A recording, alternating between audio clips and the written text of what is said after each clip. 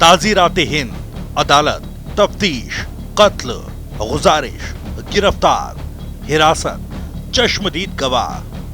अगर आप फिल्मों के शौकीन हैं या फिर आपने कभी कोर्ट कचहरी और पुलिस की कार्रवाई देखी या सुनी होगी, तो ये शब्द आपके जहन में होंगे ही। अखबारों और न्यूज चैनल्स पर क्राइम की खबरों में भी इन शब्दों का इस्तेमाल अक्सर किया जाता है, लेकिन अब आपको राजस्थान पुलिस के कामकाज में ये शब्द सुनाई और दिखाई नहीं देंगे। दरअसल प्रदेश के गृह राज्य मंत्री जवाहर सिंह बेडम ने इसके लिए डीजीपी को एक पत्र लिखा। मंत्री बेडम ने पत्र में लिखा कि पुलिस कार्रवाई, अनुसंधान, पत्रावलियों, पत्र और अन्य व्यवहारिक कार्यों में उर्दू शब्दों का अधिकतर प्रयोग किया जाता है।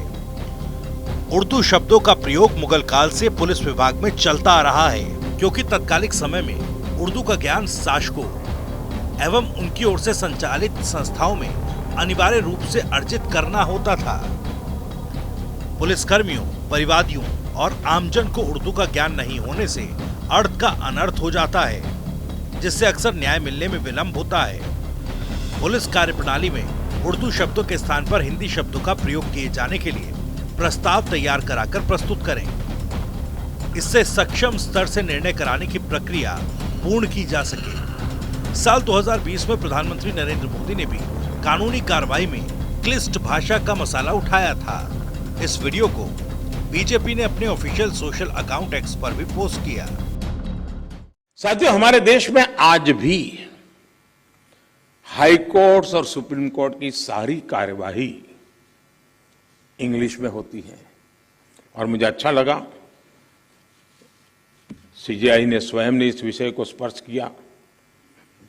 तो कल अखबारों को पॉजिटिव खबर का अवसर तो मिलेगा अगर उठा ले तो।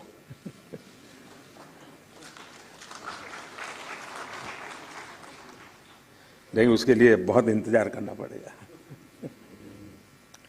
साथियों, एक बड़ी आबादी को न्यायिक प्रक्रिया से लेकर फैसलों तक को समझना मुश्किल होता है। हमें इस व्यवस्था को सरल और आम जनता के लिए ग्राह्य बनाने की जरूरत है। हमें कोर्ट्स में स्थानीय भाषाओं को प्रोत्साहन देने की जरूरत है। इससे देश के सामान्य नागरिकों का न्याय प्रणाली में भरोसा बढ़ेगा, वो उससे जुड़ा हुआ महसूस करेगा।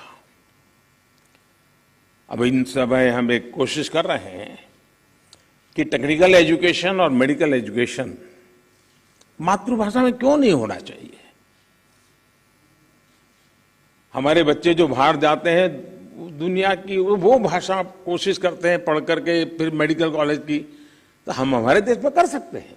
और मुझे खुशी है कई राज्यों ने मातृभाषा में टेक्निकल एजुकेशन, मेडिकल एजुकेशन के लिए कुछ इनिशिएटिव लिए हैं।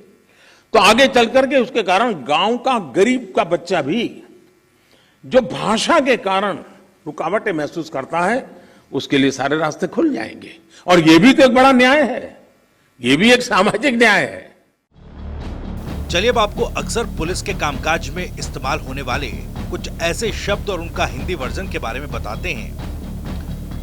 ताज़ीरात-ए-हिंद, भारतीय दंड संहिता, ज़ाब्ता फौजदारी, दंड प्रक्रिया संहिता, अदालत, न्यायालय, कैद खाना, बंदी गृह, हाजिर गैर हाजिर, उपस्थित या फिर अनुपस्थित, तफ्तीश, तहकीकात, अनुसंधान, जांच, तहरीर, लिखित या लेखीय विवरण, इस्तगासा, दावा, परिवार, इरादतन, साशय, कब्जा, आधिपत्य, कत्ल, कातिल या कातिलाना, हत्या, वध या हत्यारा, प्राणघातक, गुजारिश, प्रार्थना, निवेदन, गिरफ्तार या हिरासत, अभिरक्षा, नकबजनी, गृह भेदन, सेंधमारी, चश्मदीद गवाह, प्रत्यक्षदर्शी, साक्षी।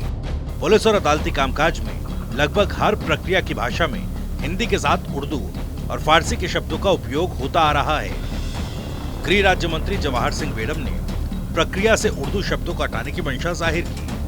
उन्होंने पुलिस महानिदेशक को पत्र लिखकर कहा कि ये मुगल काल से चले आ रहे शब्द हैं जिन्हें आमजन समझ नहीं पाते। इसमें बदलाव के लिए प्रस्ताव भिजवाने को भी कहा है।